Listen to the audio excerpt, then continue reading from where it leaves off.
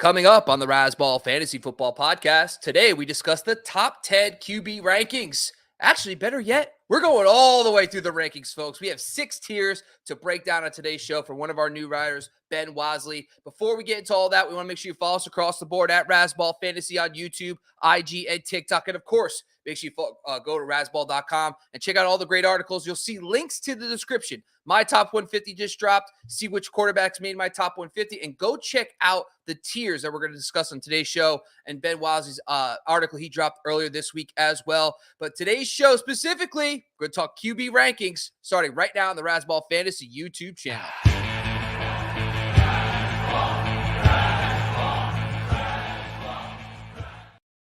Gotta tell you, Ben, the thumbnail said top 10, and I realized in the moment, I'm like, we're going way beyond 10, folks. We go way deeper than top 10. I'm sorry. I got so caught up in the top 10 this, top 10 that we've done the last few weeks. But that's shortcomings here. We got Ben Wasley. You can follow him on Twitter, Fantasy First Down, no O on Twitter. You got all the websites. You got everything you need to go follow him. So make sure you go check him out. Ben, you just dropped your QB article this week on your rankings, man. So talk to us before we even get into them. Like, what was your biggest takeaway for when you did your rankings first round?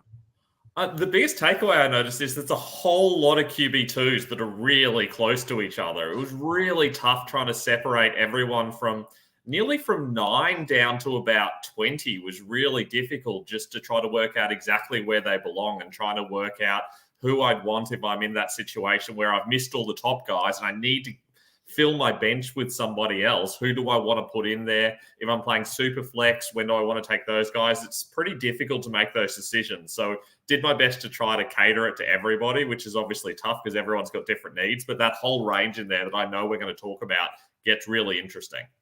Yeah, so today's show, we're going to break down and since I'm nice, and even though I dropped a 150, I realized, you know what, Ben, you're all the way across the country. You're across the world, basically. And you come on this show every few weeks and you help us out. So I said, you know what, Ben, I'm going to check out the article and I'm going to help show the people what you did. So we have 6 tiers today.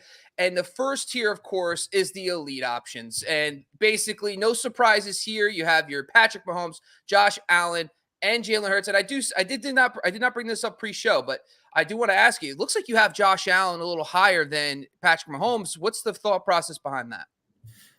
It's really tough. And I talked about this in the article as well, where for me, they're really, really close to each other. I have Allen a little bit higher because I feel like he has the better passing options. I really like Kincaid going there. Mahomes just has nothing, and that makes me really nervous. He's really reliant on being able to get passing volume, and I just don't know that he's going to have enough passing volume to make it work, which is why I've got Allen a little bit higher. They all have a little bit of risk, but Allen's just my preference, but I take him basically back-to-back. Yeah, and actually, I have Josh Allen at 1-2, which I love. We are kind of on the same page there as well. But let's talk about the next one here, and that is your tier 2, which is the next best.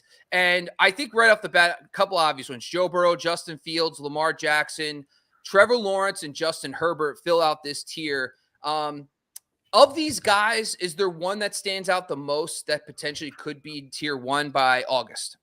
Yeah, for me, Joe Burrow is the one that I was really tempted to put in tier 1. I know there's a little bit of a drop-off there, but I just feel like that offense is so explosive. He has that ability to step up into that top tier. The reason I ultimately didn't put him there this time is because he doesn't have that rushing floor that all of the others have. Even Patrick Mahomes is still going to give you 300-plus rushing yards.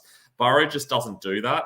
I'm wondering if that's something they adjust and change, but given what's been working, I doubt it. And so for that reason, he's just a little bit below for me, but it's not by much. I'd still take him within a round or two of the others. Now, one of the guys that I noticed right off the bat that is lower than ECR, and of course, and we're on the same page with this one, but ADP is Lamar Jackson is at 4 in ADP and ECR, and we have him at 6. So explain to everyone why you might be just a tad bit lower on Lamar Jackson heading into 2023. There's been a lot of talk about Lamar Jackson and that whole offense actually trying to change and adjust with Greg Roman out, Todd Monken in. It's expected to go a lot more pass heavy. Pass heavy's bad for fantasy QBs if you were previously the one doing the rushing. So if your quarterback is transitioning rushing yards into passing yards, all of a sudden you're losing 60% of the value on every single one of those yards. And they've actually signaled they're going to do that. They've talked about this plenty of times in the past, but this time it looks like it's going to happen. They're bringing in a whole lot of receiving options. They've still got Mark Andrews there. They've also got J.K. Dobbins healthier as well, so he's going to do a lot more of the running as well. It does feel like they don't want Lamar rushing anywhere near as much as they did previously. Now, he's still a top fantasy option because he's got those legs, but is he able to sustain the offense with his arm? Is he just going to make a whole lot more errors and have a whole lot more interceptions, which, depending on the league settings, might really hurt you? There's so many questions there, but the main one for me is less rushing, more passing. That's generally pretty bad. Yeah. So Jamie jumps on the show once again. Jamie, always a pleasure to have you on, checking this out. He actually has Burrow higher than Josh Allen at 6 points per touchdown. That's a little bit of a hot take, my friend. That is hot. That is toasty. We like it. The one thing I'm going to say about Lamar Jackson, I think we always think back to 2019 when he was the QB1. If you just look at the last 3 years, for whatever reason, he has not had the talent around. You cannot sit here and say that he hasn't had Odell, Zay Flowers, and Rashad Bateman together on a team, and I understand that. But like you just brought up with the rushing and the passing and stuff, and I get all that too. But QB 10 in a points per game in 2020, QB 6, and then QB 5, still pretty good. But last season he was 3.3 points per game behind Joe Burrow for 4. So there is a huge gap there. And I think that the reason why I have Burrow, that's one, and also Justin Fields way ahead of him. I just think that they're talking about leaning Justin Fields into the rushing more versus the opposite way. So I do agree with this one. Let's jump down to tier 3. And this is the best of the rest. Now, this is a smaller tier. You got Dak, Daniel Jones, and Deshaun Watson. Is there a reason why you kind of broke these guys? They're not quite tier 2, but they're not in a tier 4. So what makes these guys a little different than everybody else? Yeah, this is that start of that zone that I really struggled with. I was kind of able to separate Trevor Lawrence and Justin Herbert out of it a little bit. I feel like they've got that true like QB1 upside that these guys don't really have. In fact, I had Trevor Lawrence ahead of Lamar Jackson up until a couple of weeks ago. But these guys just aren't quite there. We've seen Dak have some good seasons, but realistically, he's a low QB1 most of the time. Having Brandon Cooks will really help him. That allowed him to kind of pull away from the others for me. Daniel Jones, I really like the fact that they're giving him a whole lot more pass catches, and Deshaun Watson just has that upside. So for me, these guys between them all have a lot more upside. They all have a rushing floor. They've all got that potential to realistically be a QB, like a top 5 QB. Whereas I'm not sure that that's true for that next group where there is that upside, but it's a lot less attainable than it is for these guys. Yeah, and I got to tell you, Watson is starting to rise up my ranks a little bit. There's a lot of chatter about him. I know we talked a couple weeks ago about him being the QB9. I'm starting to come more around to it. He runs a lot more than most people think. He had like 175 rushing yards in just 6 games last year. So there's a lot of he could be an X factor, especially with the weapons he has in Cleveland right now. Let's jump down to tier 4, and tier 4. The hope this works out group. I like that. It's positive. We're keeping things positive here. This is like those high end, the low end QB1 finishing out your top 12, and then all the high end QB2 guys. You got Kirk Cousins, Tua, Russell Wilson, Geno Smith, Jared Goff, Aaron Rodgers, and Derek Carr. It's a much bigger tier here in tier 4. The one guy that stands out to me is Russell Wilson. A lot of people have been burnt by Russell last year. Can you explain why you have more optimism than we see in the market? You have him at 15 right now. Yeah, look, this whole tier tends to get me in a lot of trouble in comments every single time. People get really fired up about this tier, especially having Aaron Rodgers pretty low. He was down at my QB 19 at one stage. But with Russell Wilson, I feel like there's a lot of upside we're just forgetting about. He still has a really good rushing floor, even though he's aging a little bit. He still scrambles beautifully. He's really talented, and we seem to forget that. I know he was ugly last year, but the whole offense was ugly. They all look terrible, but there are a lot of talented players there. They're filling out their receiver room even more. Javonte Williams is a big question mark with talk they might even bring Dalvin Cook in, which would be great as a receiving back. I just feel like with the weapons he's got there, with Sean Payton, who's known to be able to handle like keeping a high level fantasy QB in his offense, I feel like the ceiling's a lot higher for Wilson compared to a lot of the other guys around there. And I feel like what you're aiming for when you're taking what would usually be a second QB or at least a late round QB, is ceiling. You need that high ceiling. Otherwise, there's no point in drafting these guys. You can just grab someone off waivers who'll give you that safe, mediocre floor. I feel like Wilson has the ceiling. It's a Sean Payton thing. I think one of the things we're forgetting is Sean Payton is one of those upper echelon play callers, right? So like you got the McVays, you got Andy Reid, you got, Kyle Shanahan. I think a lot of us forgot about how good Sean Payton is because he was tied to Drew Brees for so long.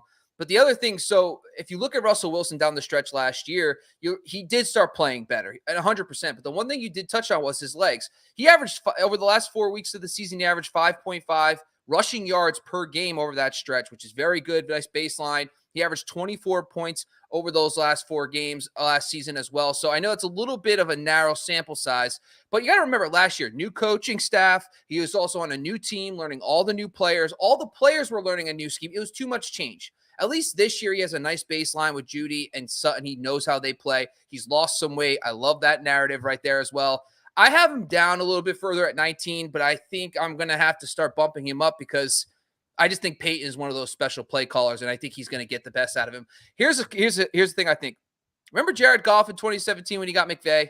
That's what I think is going to happen here. I think it's going to be that kind of infusion. He's got the 3 receivers. He's got Greg Dulcich. I think he's going to have a big season this well. All right, tier 5. Guys, we just hope keep the job. And this one hurts my soul because one of my favorite players is in this tier. But let's break it down. You got Sam Howell, by the way. I love the optimism on Sam Howell. He's up there pretty high. You got Matthew Stafford, Kenny Pickett, Jordan Love, Bryce Young, Brock Purdy, Jimmy Garoppolo, Anthony Richardson, Desmond Ridder, Mac Jones, Ryan Tannehill, CJ Stroud, and Kyler Murray. This is a huge, huge tier. The one guy I think we'll both agree on this too. I think Anthony Richardson is the one guy. I have him all the way up at 15. I'm going to go into this thinking, you know what? He might not be the starter week 1, but I think he's going to be the starter sooner rather than later. If Anthony Richardson is the QB1 starting week 1, will you bump him up a tier?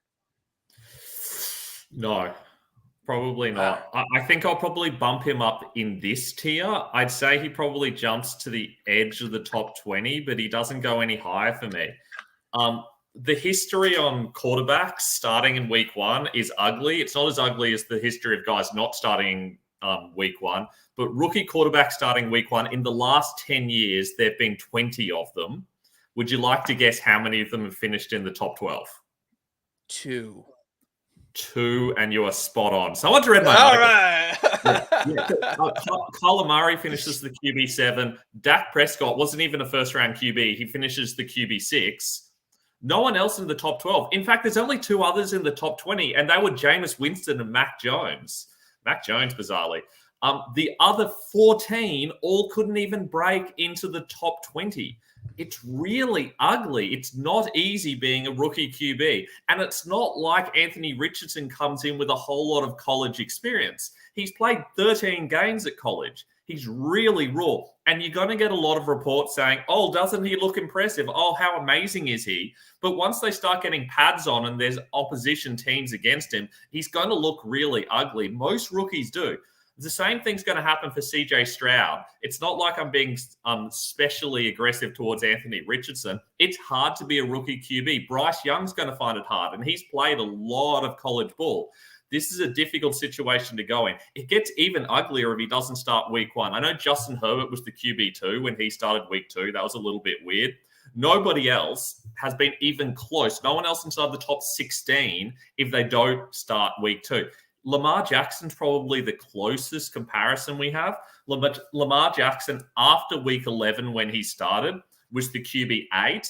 That's, I think, our best hope. But he was still getting on the field a little bit. He was still getting snaps occasionally and able to ease himself into the offense. Plus, he was far less raw.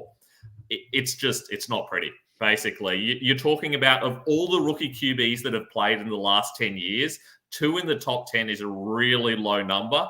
And Kyler and Dak were far different to Anthony Richardson coming out of college. I think the one wrinkle to this is his rushing. Because, so I did something similar. I wanted to take a look at. The thing with Richardson, it's all about rushing. I don't care about everything else. If he's playing, the reason why I like him, we've seen Tyrod Taylor, by the way, back in the day, be a QB1 because he rushes the football. And the 3 quarterbacks that stand out, like you brought up, Lamar Jackson, when he came in week 2018, the final 7 weeks, what I use is 6 points per passing touchdown. I got QB5 during that span. You have Kyler Murray, you brought up previously, QB7 in 2019, but RG3 is another one, another guy, mobile quarterback, QB9. Those three guys are the only guys that actually rush for significant amount of yards their rookie season. So that's why I'm like, okay, if he does become the starter, he's going to be my QB2 anyway. It's a bench stash. If he looks like Malik Willis, then okay, we can cut him. It's not going to kill you. It's not a big deal. But if the upside could be if he actually is building chemistry with Pittman and Alex Pierce and Downs and he's playing off JT and he's looking good and he's getting you 50 yards, 60 yards rushing on top of like decent passing production, you just fell yourself into a QB1. So that's why I'm a little more optimistic on Anthony Richardson. However, it's starting to seem a little bit like Gardner Minshew might be starting the year. So I might have to meet you middle. I don't know if I'm going to bump him down to tier 5, but I'll meet you. I'll meet you somewhere. We'll meet somewhere around 20. We'll find a place. Right? We'll find a place. That's what we do here, man. We're keeping the peace. All right. Tier 6, the sad tier. This is the last tier we're going to cover on today's show. Other players relevant to QB league. So that's nice of you. I like the positive spin. Even tier 6 they're still relevant. They still have a family. They're fine. All right. So, people like us, just like us. All right. You got Baker Mayfield starting off, Colt McCoy, Gardner Minshew, Trey Lance, Jacoby Brissett, Kyle Trask, Bailey Zappi. I love it. Taylor Heineke and Will Levis. I guess of this tier, is there one guy you kind of feel you have a soft spot for that you might have to bump up into tier 5 at some point this offseason? Look, Colt McCoy's the interesting one, not because there's anything good about Colt McCoy, but if Kyler Murray is really going to miss most of this season and you're playing in a 2 QB league, you need a quarterback that's pretty secure in his job. And I feel like he's at least going to have a job as a starting QB for most of the season. Will he be good? No, not really. But he's not going to make a massive amount of errors. They're going to be chasing games because their defense sucks. I feel like he's at least going to be involved. He's going to give you those boom 20-point weeks where things just go right for him. He's still got some good receiving options there. That's really the only thing they've got to do. He's just going to check down a heap to James Conner and, pass it out to Rondale Moore or Marquise Brown. Like, he's got people there that he can at least pass to. There's pretty good tight ends. Really, the only good thing about that offense is the receivers. So there's a chance that he's at least a little bit relevant. It would surprise me as well if he turns into a bit of a bye week guy, depending on the matchup they have. If they're against a weak defense, I can imagine situations where you'd want to have him on your roster. So I feel better about him than guys like Baker Mayfield, who I feel like could easily fall out of the job if Kyle Trask looks even reasonable, or if the defense sucks and they just decide to give him a go to see what they've got before drafting a new rookie QB next year. I gotta say something about Trey Lance, because the guy has that top 3 pedigree.